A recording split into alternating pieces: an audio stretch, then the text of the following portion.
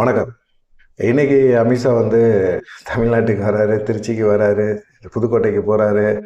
எடப்பாடி பழனிசாமிய சந்திப்பாரு அப்படிங்கிற மாரி இருக்கு. இன்னைக்கு ராத்திரி எடப்பாடி பழனிசாமி சந்திச்சு கூட்டணி தொடர்பான பேச்சுவார்த்தையெல்லாம் நடத்துவாரு. கூட்டணிக்குள்ள இன்னும் யாரையுமே பெருசா கொண்டு வரலையே, என்ன காரணம் அப்படிங்கிற விஷயம்லாம் பத்தி எடப்பாடி பழனிசாமிகிட்ட முழுமையா பேசப் போறாரு அப்படிங்கிற ஒரு தகவல் இருக்கு. 2வது பார்த்தீங்கன்னா, எடப்பாடி பழனிசாமிய நம்பி மோசம் போயிட்டோம் அப்படிங்கிறது அமித்ஷா முகத்துல நல்லாவே தெரியுது. எல்லாமே அண்ணாமலை சொன்ன மாரி தான் நடக்குது. எடப்பாடி பழனிசாமியை பற்றி அண்ணாமலைக்கு நல்லா தெரியும். அமித்ஷாவுக்கு என்ன தெரியும்? அதுதான் இப்போ இருக்கிற சூழ்நிலையே. எடப்பாடி பழனிசாமி எப்படியெல்லாம் நம்ப வச்சு எப்படியெல்லாம் ஏமாத்துவார் அப்படிங்கிறது தெரிஞ்சாலும், ஏப்ரல் மாதம் கடந்த 2025 ஏப்ரல் மாதத்துலேயே பார்த்தீங்கன்னா, எடப்பாடி பழனிசாமியோட கூட்டணி முடிச்சிட்டாரு. முடிச்சு அமித்ஷா சொன்னது காரணம் என்ன? கூட்டணி முடிச்சது காரணம் என்னன்னா, அதிமுக, பாஜக இந்த தொண்டர்களுக்கு மத்தியில் ஒரு இணக்கமான ஒரு உறவு முறை உருவாகும் அப்படிங்கிறதுனால தான். அது அண்ணாமலை இருந்தால் உருவாக்க முடியாது. அண்ணாமலையோட ஆதரவாளர்கள் நமக்கு எதிராக பேசுகிறாங்க அப்படின்னு சொன்னோன்னா, மாநில தலைவரையும் மாற்றி கொடுத்துட்டாரு. கொடுத்தாச்சு. இணக்கமான உறவு முறை இப்போ இருக்கா? இல்லை. சரி, கூட்டணிக்குள்ளேயாவது யாரையாவது கொண்டு வந்தீங்களா? கூட்டணிக்குள்ளே கொண்டு வந்தால் அவங்களும் பார்த்தீங்கன்னா, என்டிஏ கூட்டணிக்குள்ளே வந்துட்டோம் அப்படின்னு சொல்லிட்டு, அவங்க கட்சிக்காரங்க எல்லாருமே தொகுதியை பங்கீட்டெல்லாம் முடிச்சுட்டு இருந்தோம்னா, டக்குன்னு அவங்களும் ஒரு இணக்கமாக செயல்பட ஆரம்பித்து களத்தில் இறங்கி வேலை பார்ப்பாங்க. திமுக களத்தில் இறங்கிருச்சு, வேலை பார்த்துருச்சு, பூத்து கமிட்டி அமைச்சிட்டாங்க. இன்னும் அதிமுகவில் பூத்து கமிட்டி அமைக்கலை. இப்போ தேர்தல் அறிக்கை வேறு, அவங்களுடைய தேர்தல் அறிக்கை என்ன சொல்ல போகிறாங்கன்னா, மக்களை போய் சந்திக்க போகிறாங்களாம். ஒவ்வொரு மாவட்ட செயலாளர்களையும் ஏற்பாடு பண்ணி அவங்கவுங்க விவசாயிகள், அந்தந்த ஏரியாவில் இருக்கிற சவர தொழிலாளர்கள், அப்புறமா சலவை தொழிலாளர்கள், இவங்களை எல்லாத்தையும் வர சொல்லி அவங்களுடைய தேவை என்ன அப்படின்னு கேட்டு அதை ஒரு தேர்தல் அறிக்கையாக நம்ம தயார் பண்ணி கொடுக்க போகிறோம். தேர்தல் அறிக்கை தயார் பண்ணுறது ஒன்றும் பெரிய விஷயமே கிடையாது. தயார் பண்ணிக்கலாம். இப்போ முதலமைச்சர் ஸ்டாலின் ஒரு 1000 ரூபா கொடுக்குறாரா, நாங்கள் 3000 கொடுக்குறேன்னு சொல்லலாம். ஆனால் அந்த தேர்தல் அறிக்கை நிறைவேற்ற முடியுமா? இந்த பழைய ஓய்வு திட்டம் கொண்டாருன்னு சொல்லி விட்டாரு. இப்போ புதுசாக ஒரு உறுதியளிக்கப்பட்ட புதிய ஓய்வு திட்டம்னு ஸ்டாலின் அறிவிச்சிருக்கிறாரு. இந்த திட்டத்தினால என்ன பயன்? ஒன்றுமே கிடையாது. யாருக்கு பழைய ஓய்வு திட்டத்தை எதிர்பார்த்தவங்களுக்கு நேற்று இவர் ஓகே அப்படின்னு சொல்லிட்டாரு அப்படின்னு சொல்லி எல்லாமே உற்சாகமாக கொண்டாடினா, இதில் என்னன்னா 30 வருஷமாக தொடர்ந்து பணியாற்றினவங்களுக்கு மட்டும்தான் பழைய ஓய்வு திட்டத்தில் ஒரு 50% பணம் கிடைக்கும் அப்படிங்கிற மாதிரி கொண்டு வந்திருக்கிறாங்க. அதெல்லாம் நீக்குங்க அப்படின்னு சொல்லி இப்போ ஜாக்டோஜி அமைப்பெல்லாம் இப்போ ரொம்ப அதிருப்தியில் ஆயிட்டாங்க. என்னடா இது இப்படி ஏமாற்றி விட்டுருக்கிறாரு, அரசியலில் ரொம்ப நுணுக்கமாக வேலை பார்த்து விட்டுருக்காரு, விஞ்ஞானபூர்வமாக வேலை பார்த்து விட்டுருக்காரு முதலமைச்சர். நம்மலாம் சந்தோஷமாக இருக்கும்போது இப்படி ஒரு செயல்பாடை செஞ்சு வச்சுருக்காரு ஐயா அப்படிங்கிற மாதிரி ஒரு கோவப்பட ஆரம்பிச்சிட்டாங்க. அந்த அளவுக்கு எல்லாமே இருக்குது. இது இப்படியெல்லாம் அரசியல் ட்ரெண்டு தான் இதெல்லாம். அவர் பழைய ஓய்வு திட்டத்தை அறிவிக்கிறேன்னு சொன்னவர் எதுக்காக புதுசாக ஒரு ஓய்வு டேப்ஸ்ன்னு ஒன்று அறிவிக்கிறோம்? தேவையில்லையே. பழைய ஓய்வு திட்டத்தை அப்படியே அறிவிச்சிட்டு போயிருக்க வேண்டியது தானே. இப்போ புதுசாக ஒன்று அறிவிக்கிறேன்னு சொல்லி அதில் உள்ளடியில் நிறைய குளறுபடிகளை வச்சு அரசு ஊழியர்களும் இப்போ ஆசிரியர்கள் எல்லாத்துக்குமே ஒரு டென்ஷனாக இருக்குது. இந்த புதுசாக முதலமைச்சர் அறிவித்த இந்த ஓய்வூதிய திட்டத்தில் அரசு ஊழியர்களுக்கு எந்த பலனும் கிடையாது அப்படிங்கிறதுல அவங்க தெளிவாக இருக்கிறாங்க. சரி, இது தேர்தல் அறிவிப்பு, தேர்தல் அறிக்கை, இந்த அறிக்கையெல்லாம் தயார் பண்ணி மக்களை முட்டாளாக்குறது தான் அப்படிங்கிறது தெளிவாக தெரியுது. இது அதிமுகவில் ஒரு குழு அமைச்சிருக்கிறாங்க. அவங்க ஒவ்வொரு மாவட்டமாக போய் அந்த அறிக்கையெல்லாம் தயார் பண்ண போகிறாங்க. 2வது விருப்ப மனு கொடுத்தாங்கல்ல, அவங்களுக்கு நேர்காணல், எடப்பாடி பழனிசாமி நேர்காணல் பண்ண போகிறாரு. நீ என்ன செய்ய போகிற? எவ்வளோ தொகுதியில் உனக்கு என்ன செல்வாக்கு? உன்னுடைய சொத்து பட்டியல் என்ன? எவ்வளவு செலவு பண்ணுவ? உன்னை வேட்பாளர் ஆக்குனா செலவு பண்ணால் ஒரு ஓட்டுக்கு எவ்வளோ காசு கொடுப்ப? இப்படி தான் கேட்க போகிறாரு. தலைமை எவ்வளவு தரும் அப்படிங்கிறதெல்லாம் எடப்பாடி பழனிசாமி சொல்ல போகிறதில்ல. தலைமையிட்ட காசு இல்லைன்னு சொல்லிட்டார், முடிவு பண்ணிட்டார். தலைமையிட்ட காசு இல்லை. காசு இருக்கா? நீ ஒரு 40 கோடி 50 கோடி செலவு பண்ணுறதுக்கு தயாராக இருக்கியா? ஒரு சட்டமன்ற தொகுதிக்கு தயாராக இருந்தேன்னா உன்னை வேட்பாளராக அறிவிக்க தயாராக நாங்கள் இருக்கிறோம். அப்படி இல்லை அப்படின்னா கண்டிப்பாக நீங்கள் அதெல்லாம் எதிர்பார்க்காதீங்க அப்படிங்கிற மாதிரி எடப்பாடி பழனிசாமி சொல்லிட்டு இருக்காரு அப்படிங்கிற மாதிரி இருக்குது. சரி, அமித்ஷாவோட பிளான், அமித்ஷாவோட திட்டம் இதெல்லாம் பார்க்கும்போது பார்த்தீங்கன்னா, அவர் கடந்த ஏப்ரல்லே கூட்டணி பேச்சுவார்த்தையை முடிச்சிட்டார். முடித்த பிறகு எடப்பாடி பழனிசாமி என்ன செஞ்சுருக்கணும்? சின்ன சின்ன கட்சிகள் கோச்சிட்டு போகிறாங்கல்ல, பாமக போகுது, தேமுதிக போகுது, தேமுதிகலாம் சமாதானப்படுத்தி ஒரு ராஜ்யசபா சீட்டை தேமுதிக கொடுத்து நம்ம கொடுத்த வாக்குறுதி நிறைவேற்றி கொடுத்துருந்தோம்னா தேமுதிக நேரம் அதிமுக பாஜக கூட்டணியில் இருந்திருக்கும். அவங்களும் இது பண்ணியிருப்பாங்க. இப்போ 9ஆம் தேதி நாங்கள் சொல்கிறோன்னு சொல்கிறாங்க. திடீர்னு அவங்க திமுக சைடு போயிட்டாங்க அப்படின்னா என்ன செய்வீங்க? எப்படியா இருந்தாலும் அவங்க இங்கிட்டு வரணும் அப்படின்னு எதிர்பார்க்குறீங்க. ஆனால் அவங்க தேவையை நிறைவேற்றி கொடுத்துருக்கணுமே வேணாம். கொடுத்த வாக்குறுதி நிறைவேற்றுறது கூட எடப்பாடி பழனிசாமிகிட்ட ஒரு நண்பகத்தன்மை இல்லையே. இன்னைக்கு வந்து எடப்பாடி பழனிசாமி சொல்கிறத எப்படி பிரேமலதா ஏற்றுக்குவாங்க? பாஜக அழுத்தம் கொடுத்து பாஜக நம்பிக்கை கொடுத்தா தான் அவங்களும் அதையும் ஏற்றுக்குவாங்க. பாஜக நம்பிக்கை கொடுக்கல அப்படின்னா கண்டிப்பாக எடப்பாடி பழனிசாமி நம்பி அவங்க கூட்டணிக்குள்ள வரமாட்டாங்க அப்படிங்கிறது தெளிவாக தெரியுது.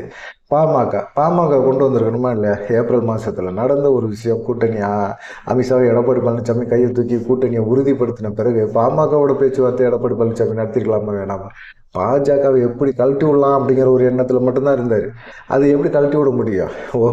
எடப்பாடி பழனிசாமியோட பிடியும் எடப்பாடி குடும்பத்தார் பிடியும் வந்து எல்லாமே வந்து அமித்ஷா கையில் இருக்குது. அமித்ஷா எப்போ நினைச்சாலும் தூக்கி உள்ளே போட்டுருவாருன்னு ஒரு பயம் வேறு இருக்குது. அந்த பயத்தை தாண்டி எப்படி நீங்கள் பாஜக வந்து கழட்டி விடுவீங்க? இல்லை பாஜக கழட்டி விட்டாலும் உங்கள் கூட யார் கூட்டணி வைக்கிறதுக்கு தயாராக இருக்கா? இப்படி பல கேள்விகள் இருக்குல்ல. அந்த மாதிரி கேள்விகளுக்கு மத்தியில் எடப்பாடி பழனிசாமி ஏன் இப்படி இருக்கிறாரு அப்படிங்கிறது தான் அமித்ஷாவோட எண்ணமாக இருக்குது. நாடாளுமன்ற தேர்தலே பார்த்தீங்கன்னா அதிமுக பாஜக கூட்டணி அமைஞ்சிருந்தது அப்படின்னா கண்டிப்பாக ஒரு 400 தொகுதிகளை வந்து எய்ம் பண்ணி தான் 2024 நாடாளுமன்ற தேர்தலில் பாஜக போட்டி போட்டாங்க. அதுவும் பிரதமர் போய் சந்தித்தார் எடப்பாடி பழனிசாமி. கூட்டணி கட்சிகள் எல்லாமே போய் சந்திக்கும் போது பிரதமர் வந்து எடப்பாடி பழனிசாமியை பக்கத்தில் வச்சுட்டு நம்ம கூட்டணியில் மெயினான ஆள் இவர் தாயா அப்படின்னு சொல்லி தோளில் எல்லாம் தட்டி கொடுத்தாரு.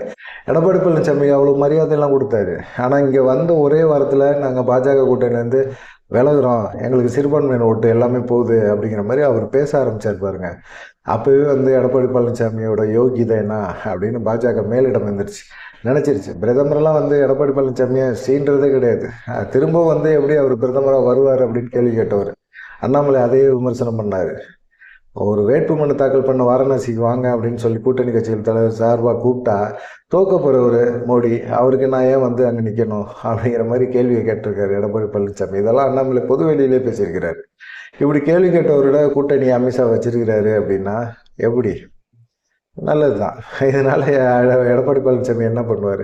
இப்போ ஒருவேளை வந்து நாடாளுமன்ற தேர்தலில் கண்டிப்பாக வந்து அதிமுக பாஜக கூட்டணி இருந்திருந்தது, அண்ணாமலை மாநில தலைவராக இருந்திருந்தாருன்னா 20 தொகுதி கண்டிப்பாக ஜெயிச்சிருக்க முடியும். 18% வாக்கு வங்கிகளை கொண்டு வர முடிஞ்சதுன்னா அண்ணாமலை பக்கா பிளான் போட்டிருக்காரு. நான் அரசியலில் பயங்கரமான பழுத்து கொட்டையை போட்டவன் அப்படின்னு எடப்பாடி பழனிசாமி சொல்லலாம்.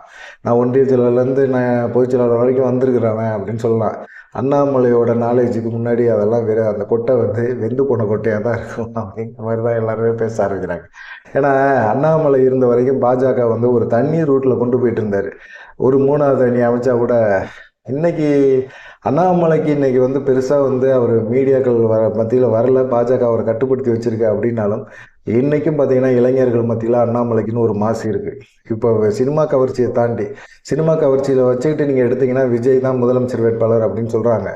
சினிமா கவர்ச்சி உள்ளவங்க முதல்ல வந்து திமுக திரும்ப ஆட்சிக்கு வரும், 2வது முதலமைச்சர் நீங்கள் யார் ஆக்கணும்னு நினச்சிங்கன்னா விஜய் வருவார் அப்படின்னு சொல்கிறாங்க. 3வது எடப்பாடி பழனிசாமி சொல்கிறதுக்கு முன்னாடி அண்ணாமலை இளைஞர்கள் மத்தியில் அதிகமான ஒரு தாக்கத்தை ஏற்படுத்தியிருக்காரு. அண்ணாமலைக்கு அந்த அளவுக்கு செல்வாக்கு இருக்குது. அதை பாஜக சரியாக இப்போ தான் புரியுது. பாஜகவுக்கு இப்போ புரியணும்னு இல்லை, அவங்க வந்து என்னென்னா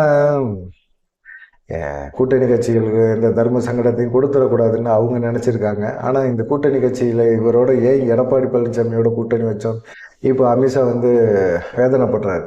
திடீர்னு நாடாளுமன்ற தேர்தல் சமயத்தில் கழட்டி விட்டுட்டு எடப்பாடி பழனிசாமி தனியாக போய் நின்றார். என்ன பண்ணார்? இஸ்லாமியர் ஓட்டில் கிடச்சிருன்னு எஸ்டிபிஐயோட வச்சார், கூட்டணி வச்சார். என்ன நடந்துச்சு? ஒன்றுமே நடக்கலை, பெருசாக ஒன்றும் இல்லை.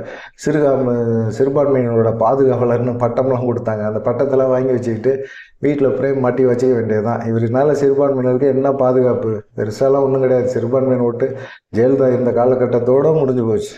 அதுக்கப்புறமா எடப்பாடி பழனிசாமிலாம் நம்பியெல்லாம் அவங்க ஓட்டு போட தயாராகவே இல்லை. இந்த மாதிரி சமயத்தில் என்ன பண்ணுறது அப்படிங்கிறது ஒன்றும் தெரியல. எடப்பாடி பழனிசாமி சட்டமன்ற தேர்தல் மிக முக்கியமான தேர்தல். எப்படி பாஜக நாடாளுமன்ற தேர்தல் மிக முக்கியமோ அது மாதிரி சட்டமன்ற தேர்தல் எடப்பாடி பழனிசாமிக்கு மிக முக்கியமான தேர்தல். இதில் கூட்டணி பலம் இருக்கணும். திமுக கூட்டணி பலத்தோடு இருக்குது. திமுக கூட்டணியும் உடைக்க முடியல. எடப்பாடி பழனிசாமி உடைக்க மாட்டாருங்கிறது நல்லா தெரிஞ்சு போச்சு. அதனால தான் பார்த்தீங்கன்னா தாவேகாவை இறக்கி விட்டுருக்காங்க பாஜக அப்படின்னு சொல்கிறாங்க. அவங்க சிறுபான்மையினர் ஓட்டை கண்டிப்பாக அவர் பிரிப்பார். அப்படி திமுகவுக்கு போகிற ஓட்டை எடப்பாடி பழனிசாமினால் பிரிக்க முடியாது. அதனால் தாவேகா பிரிக்கும். தாவேகா பிரித்தா அதிமுக பாஜக கூட்டணி ஜெயிக்கும், என்டிஏ கூட்டணி ஜெயிக்கும் அப்படின்னு அமித்ஷா போட்ட கணக்கு தப்பாக போச்சு. எங்கள் என்டிஏக்குள்ள கூட்டணியை கொண்டு வரலையே. கூட்டணி ஏன் கொண்டு வரல, எதுக்காக கொண்டு வரல அப்படின்னு எடப்பாடி பழனிசாமிகிட்ட பியூஷ் கோயல் வந்து கேட்டால் நாங்கள் பார்த்துக்குறோம், இன்னும் தேர்தலுக்கு ரொம்ப நாள் இல்லை. தேர்தலுக்கு ரொம்ப நாள் இருக்குப்பா. எதுக்கு 1 வருஷத்துக்கு முன்னாடியே நாங்கள் கூட்டணி உங்கள் கூட போட்டோம்? அந்த தொண்டர்கள் மிங்கிள் ஆகணும்ல. அதிமுக பாஜக தொண்டர்கள் மிங்கிள் ஆகணும். அதிமுக கூட பேச்சுவார்த்தை நடத்தணும். நம்ம என்ன செய்யலாம் ஏது செய்யலாம் அப்படின்னு செயல்படணும். இதெல்லாம் நம்ம எதுவுமே பண்ணாமல் நீங்கள் பாட்டுக்கு இப்படியே இருந்தால் என்ன பண்ணுறது அப்படின்னு சொல்லி எல்லாமே பேசுகிறாங்க. கூட்டணி சட்டசபை தேர்தல் நெருக்கத்தில் போய் நம்ம கூட்டணி வச்சோம்னா நமக்கு எப்படி பெருசாக வந்து தொண்டர்கள் மிங்கிள் ஆவாங்களா அப்படிங்கிற ஒரு எண்ணத்தில் தான் அமித்ஷா வந்து சொல்லிக்கிட்டு இருக்காரு. இப்போ இன்றைக்கெல்லாம் வந்திருக்காரு. கண்டிப்பாக இன்றைக்கி நைட்டு வந்து எடப்பாடி பழனிசாமியை திருச்சியில் சந்திக்கக்கூடிய வாய்ப்புகள் இருக்குது. கண்டிப்பாக அதிமுக கூட்டணிக்குள்ளே பாமக தேமுதிக இவங்களெல்லாம் என்ன செய்ய போகிறீங்க, ஒருங்கிணைந்த அதிமுக உருவாக்க போகிறீங்களா என்ன அப்படிங்கிறதெல்லாம் கேட்பாங்க. இவர் வந்து ஏப்ரல் மாதம் வந்து கூட்டணியை முடிச்சுட்டு அதுக்கப்புறமா அமித்ஷானால வர முடியாத ஒரு சூழ்நிலை ஏற்பட்டு போச்சு. பாக்கி காஷ்மீரில் பகல்காமில் வந்து தீவிரவாதி தாக்குதல், அப்புறமா ஆப்ரேஷன் சிந்தூர் இப்படின்னு சொல்லிட்டு அவர் அந்த விஷயத்தில் பிஸி ஆகிட்டார். இங்கே எடப்பாடி பழனிசாமி அவர் கண்காணிக்கவே இல்லை. அவர் அந்த சைடு பிஸியானனால இவர் இங்கே பாமகவில் நடந்துச்சுல்ல விஷயங்கள், அன்புமணிக்கும் ராமதாஸுக்கும் நடந்த மோதல், இதெல்லாம் எடப்பாடி பழனிசாமி அப்பயே சமாதானப்படுத்தியிருக்க முடியும். நினச்சிருந்தா பண்ணியிருக்கலாம். அது அந்த உட்கட்சி பிரச்சனையை தூண்டி விட்டதே எடப்பாடி பழனிசாமி தான்ங்கிறாரு ஒரு சைடு வந்து பார்த்தீங்கன்னா ராமதாஸுக்கு திமுக சப்போர்ட்டு, அன்புமணிக்கு பாஜக சப்போர்ட்டு, நடுவில் எடப்பாடி பழனிசாமி நாடாளுமன்றத்தில் தேர்தல் எங்களோட கூட்டணி வைக்க மாட்டேன்னு பாஜக சைடு போனீங்கல்ல, உங்களுக்கு வேணும்டி அப்படின்னு சொல்லி மேலும் வந்து பெட்ரோலை ஊற்றி கொளுத்தி விட்ட மாதிரி கதையாக கொளுத்தி விட்ட ஆரம்பிச்சிட்டாரு அப்பா மகனுக்குள்ளே. இது பயங்கரமான ஒரு பிரச்சனையாக ஆகி போச்சு. சரி, இந்த பிரச்சனையை சமாதானப்படுத்தி இவங்களை கூட்டணிகளை கொண்டு வந்திருந்தா கூட ஓரளவுக்கு ஓகே அப்படின்னு சொல்லலாம். தேமுதிக கூடயும் பிரச்சனையை கிளப்பி விட்டார். ஓபிஎஸ், டிடிவி தினகரன் என்டிஏ கூட்டணியில் அவங்க பாட்டுக்கு இருந்தாங்க. அவங்கள செவனையும் நைனா நகேந்திரனை விட்டு அப்படியே இடுப்பில் குத்தி விட்டு அவங்களும் வெளியேறிட்டாங்க போங்க அப்படின்னு சொல்லிட்டு. இப்போ என்ன ஒன்றுமே நடக்கலை, எதுவுமே நடக்கலை. இந்த கூட்டணியை வச்சு ஜெயிக்க முடியுமான்னு தெரியல. அமித்ஷா இன்னைக்கு வந்து முடிவெடுப்பார் எடப்பாடி பழனிசாமியோட பேச்சுவார்த்தை நடத்தி அப்படின்னு சொல்லி சொல்கிறாங்க. அமித்ஷா வந்து போட்ட பிளான் எதுவுமே எடப்பாடி பழனிசாமிகிட்ட ஒர்க் அவுட் ஆகலை அப்படிங்கிறது தான் உண்மையான காரணம். எடப்பாடி பழனிசாமிக்கு அதிமுக ஜெயிச்சு ஆட்சியில் உட்காரணும்னு அவசியமே கிடையாது அப்படிங்கிற ஒரு எண்ணத்தில் இருக்கிறாரு. இப்படிப்பட்ட ஒரு மனநிலையில் இருக்கிறவரை வச்சுக்கிட்டு நம்ம எப்படி என்டிஏ கூட்டணி ஜெயிக்குன்னு சொல்ல முடியும்? செவனேன்னு அண்ணாமலை முதலமைச்சர் வேட்பாளராக்கி பாஜக தலைமையில் ஒரு கூட்டணியை உருவாக்கி செயல்படுங்கப்பா அப்படின்னு சொல்லி பாஜகவில் இருக்க சிலரே சொல்கிறாங்க. இங்கே தான் பாஜகவில் அண்ணாமலை பிடிக்காத நபர்கள் நிறையா இருக்காங்க. மக்கள் செல்வாக்கு அண்ணாமலைக்கு இருக்குது, வேறு எந்த தலைவருக்கு பாஜகவில் இருக்க தலைவருக்கு இருக்குது இங்கே? அது சொல்லுங்கள். அவங்கள முதலமைச்சர் வேட்பாளராக போட்டுடலாம். அண்ணாமலைக்கு இருக்குது, இன்னமும் அண்ணாமலை ஃபீல்டில் இல்லை, பாஜகவில் பெருசாக செயல்படலை. ஆனால் அவருக்கு வந்து முதலமைச்சர் வர தகுதி 2வது இடத்துல அவர் உட்காந்துருக்காரு அப்படின்னா மக்கள் இன்னமும் இளைஞர்கள் மத்தியில் அவர் மனசில் ஒரு சிம்மாசனம் அவருக்குன்னு இருக்கு. விஜய் சினிமா கவர்ச்சியில் கிட்டத்தட்ட அத்தனை வருஷமாக ஒரு 30 வருஷத்துக்கு மேலே சினிமாவில் நடிச்சிட்டு இருக்க ஒரு மனுஷனோட போட்டி அப்படின்னா அண்ணாமலை நிற்கிறாருல்ல, அதுதான். அந்த விஷயத்தை வந்து பாஜக என்னைக்கு உணருதோ அன்னைக்கு தான் வந்து தமிழ்நாட்டில் பாஜக திரும்பவும் செயல்படுக்கும். எடப்பாடி பழனிசாமியை நம்பி மோசம் போயிட்டோமே அப்படிங்கிற ஒரு எண்ணத்தில் அமித்ஷா வந்துட்டு இருக்கிறாரு. வரட்டும், பேசிக்கலாம் என்ன நடக்கும் அப்படின்னு சொல்லி. நீங்கள் இதை பற்றி என்ன நினைக்கிறீங்க அப்படிங்கிற ஒரு விஷயத்தை மறக்காமல் கமெண்ட் பண்ணுங்கள். நன்றி, வணக்கம்.